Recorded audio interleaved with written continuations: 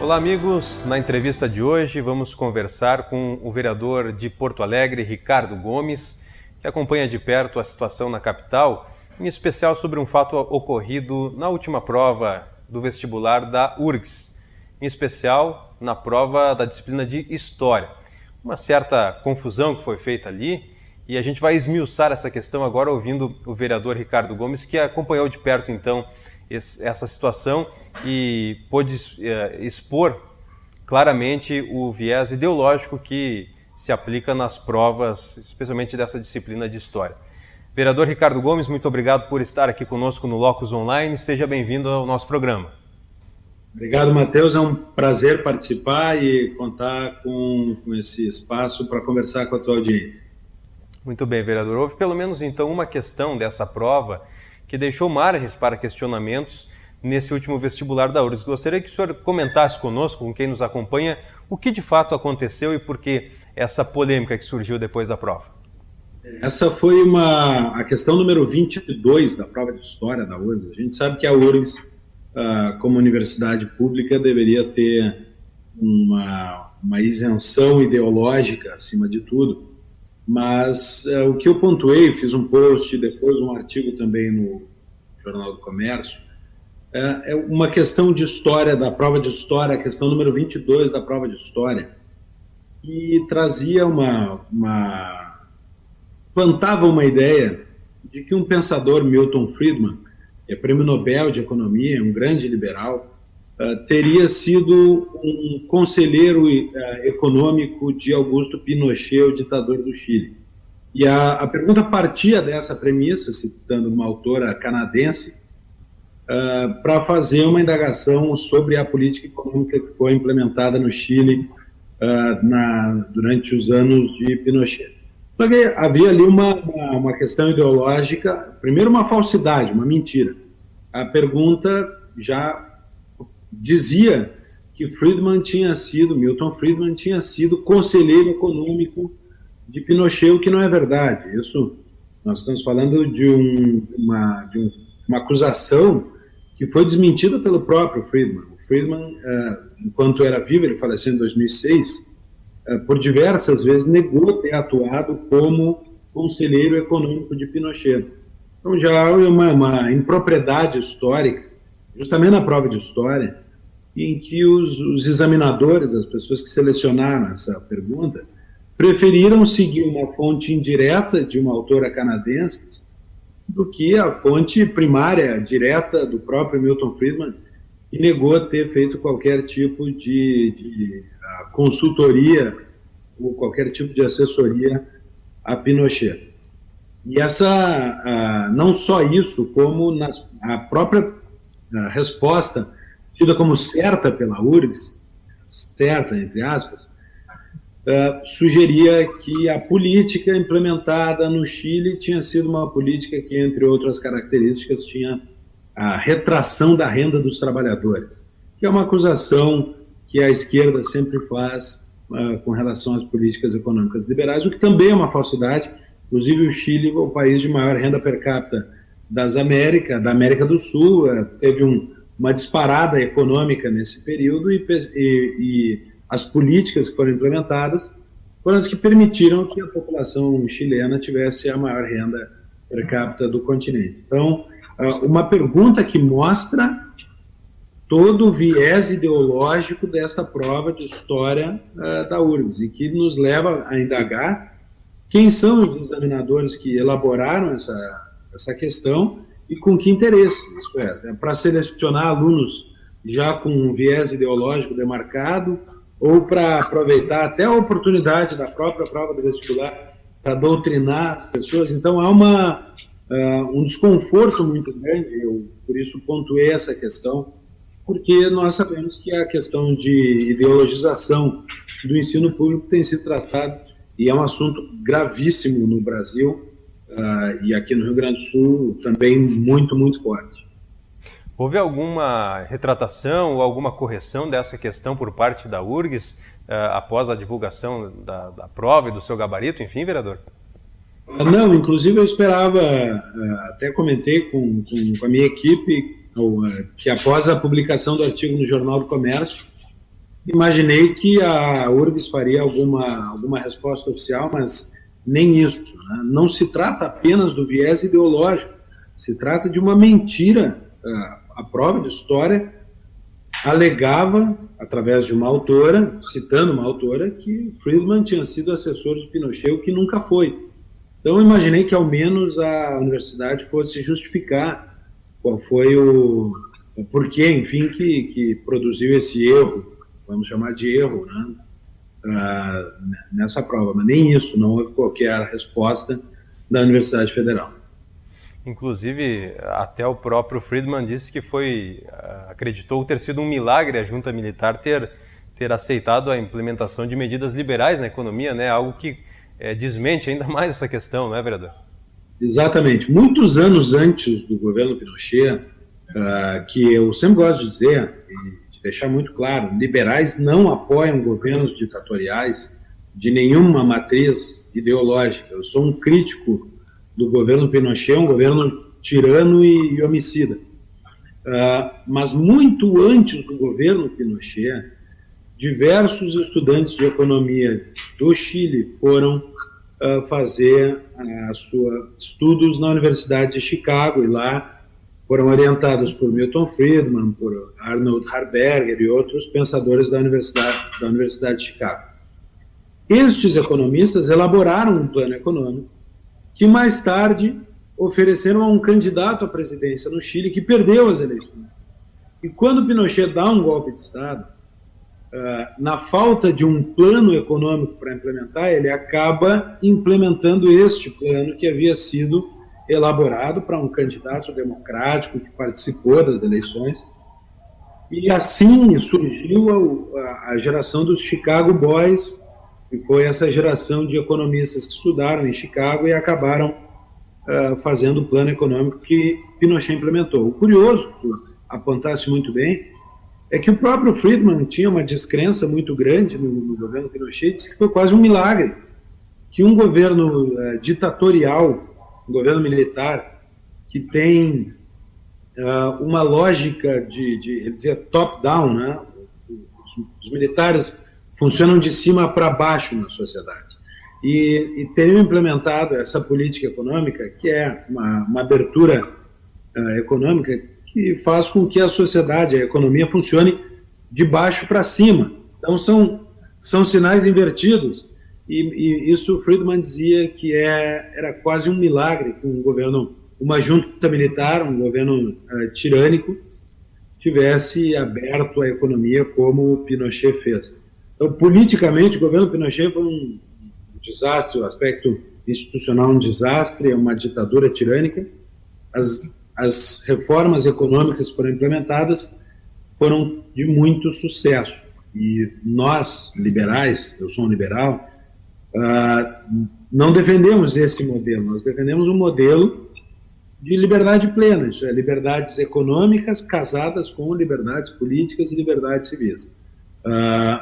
Pinochet no Chile não permitia liberdades civis e liberdades políticas, mas a parte que ele implementou de liberdades econômicas funcionou. E, por fim, acabou produzindo uma pressão na sociedade que terminou por resultar numa troca de regime, na realização de eleições livres e na conquista da liberdade política também.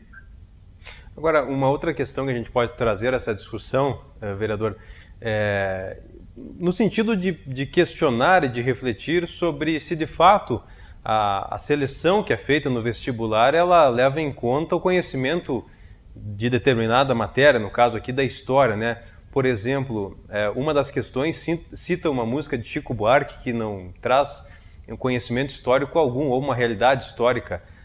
Fala, assim, da questão de segregação e de luta de classes, né? Então, de fato, parece que há um problema ideológico, de ideologização, até mesmo na questão que deveria avaliar o conhecimento dos candidatos, não é mesmo? Exato. Não há problema de usar no vestibular peças modernas, músicas, literatura moderna, até artigos de internet, por que não? Não há problema nenhum, isso é sinal dos tempos. O que acontece é que o que se percebe é que são sempre opiniões que vêm de um mesmo lado do espectro ideológico, vamos ser bem claros. São opiniões de esquerda. A prova tem uma tendência ideológica esquerdista e essa marca aparece em diversos aspectos. Até para investigar essa questão, eu comprei e li boa parte do livro desta autora que foi citada na questão sobre o Milton Friedman. E é um livro, uma aberração, uma excrescência. A autora chega a criticar o fato de que depois do furacão Katrina em New Orleans, que a forma mais rápida de recuperar as escolas, o ensino público tinha sido destruído pelo furacão, que tenham sido feitas rapidamente escolas privadas. Isso é, ela preferia que tivesse demorado mais, que as crianças não tivessem acesso à escola por mais tempo, contanto que fosse estatal o ensino recuperado e não um sistema de vouchers em que o governo pagava para as crianças estudarem em escolas privadas. Não, é de um viés ideológico muito marcado, e eu não tive ainda a oportunidade, não tenho comigo o restante da prova, mas há diversos outros pontos da prova que tem um viés marcadamente de esquerda, como aliás tem ocorrido no ensino de história no Brasil com muita frequência. O que se encontra são as universidades, as faculdades de história na graduação e nas pós-graduações com um viés canhoto, um viés de esquerda muito marcado.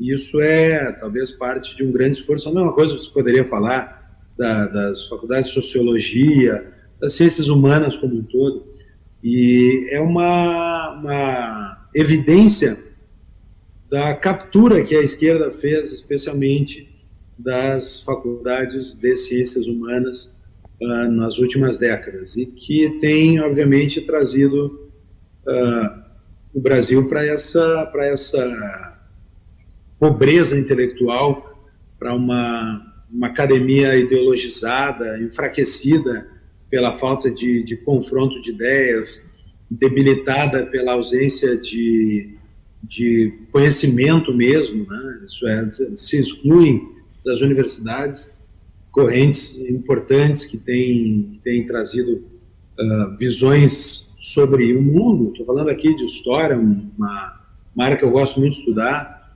Então, existe até comecei um mestrado em história, acabei travando o ensino do curso, mas vou recuperá-lo logo em seguida, porque existe essa tentativa de reconstrução, de revisionismo histórico, para, alterando o passado, tentar construir um futuro diferente.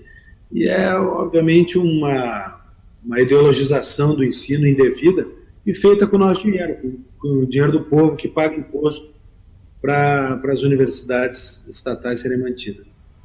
A gente percebe que, em muitos casos, a sociedade ela parece estar anestesiada, né, vereador? Fora a sua reação, houve mais alguma repercussão, alguma reação, alguma manifestação de pessoas aí em Porto Alegre, ou isso ainda parece ficou meio restrito, perceber esse tipo de atitude em plena prova da URGS?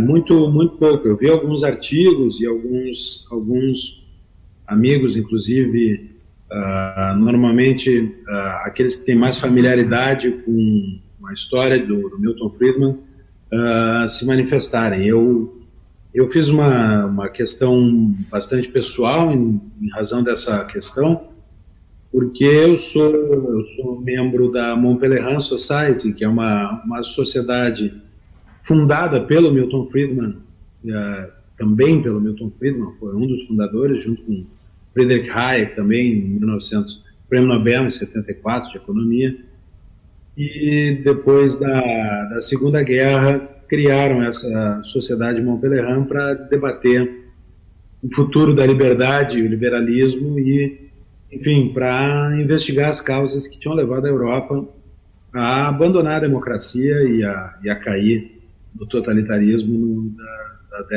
das décadas de 30 e 40. Então, em razão disso, inclusive, conheci o filho do Milton Friedman, o David Friedman, o neto do Milton Friedman, Pátria Friedman, conheço professores da Universidade de Chicago, conheço e já participei de eventos com o Arnold Harberger, que foi outro dos professores dessa geração de alunos chilenos que foram estudar em Chicago. Então, obviamente que tomei isso para mim como uma missão de esclarecer a opinião pública, mas não vi uma reação do tamanho que deveríamos ter visto. Aliás, isso não é uma novidade. Essa postura ideológica da Universidade Federal se repete a cada vestibular, a cada ano nós quando vemos as provas, nos assustamos com algumas questões ideológicas que estão colocadas ali, e a própria repetição da infâmia faz com que as pessoas vão se anestesiando um pouco. Eu acredito que nós devêssemos, talvez, tratar isso de uma forma mais institucional, junto ao Ministério da Educação, e suscitar alguma forma de esclarecimento formalmente para que o Ministério da Educação respondesse qual é a intenção, qual é o critério de escolha dessas questões, e até para que a banca examinadora possa justificar o seu erro. Certo. Vereador Ricardo Gomes, de Porto Alegre, muito obrigado pela sua participação aqui conosco nesse nosso programa do Locus Online, e um bom trabalho para o senhor aí na capital.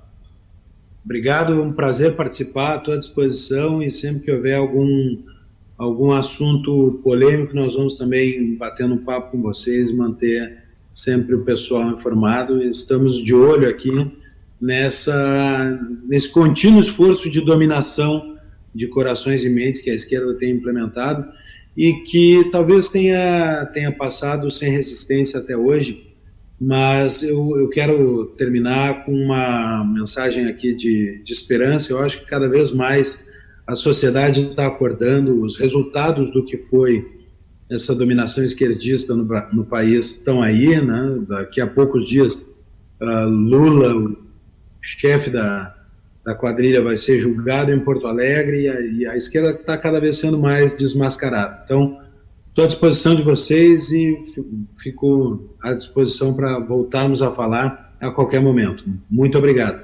Ok, muito obrigado, vereador. A gente encerra aqui esse nosso programa, essa nossa entrevista. Lembrando que você pode ter acesso a conteúdos exclusivos produzidos pela equipe do Locus Online, acessando locusonline.com.br. Torne-se nosso assinante. E, é claro, baixe o aplicativo no seu smartphone e tenha as notícias na palma da sua mão. Um abraço e até o próximo programa.